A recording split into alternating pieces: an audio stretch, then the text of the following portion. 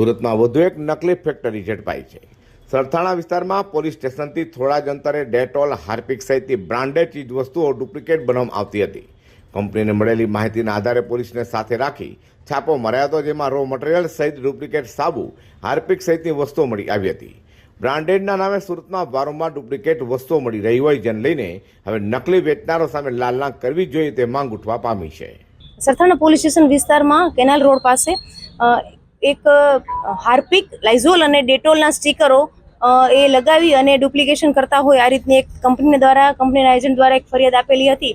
એ અનુસંધાન ત્યાં રેડ કરી અને આ જે સ્ટીકરો જે છે એ સ્ટીકરો અને જે સ્ટીકરોમાં લગાવેલ જે મુદ્દામાલ જે છે મુદ્દામાલ કબજે કરેલ છે। અને એમાં એક આરોપી પકડેલ છે, પ્રકાશભાઈ કરીને છે, કે જેને આપણે અરેસ્ટ કરેલ છે। મુદ્દામાલની ગણતરી તો હાલ કંપનીએ આપેલ નથી, ખાલી નંગ ગણેલ છે અને મુદ્દામાલ અત્યારે જે છે એ કંપની આપણને તપાસમાં કે જે ડુપ્લિકેશન છે એટલે જે એકચ્યુઅલી જે મુદ્દામાલની કિંમત ગણાય એ MRP હોય એ ના હોય, કારણ કે ડુપ્લિકેશન છે એટલે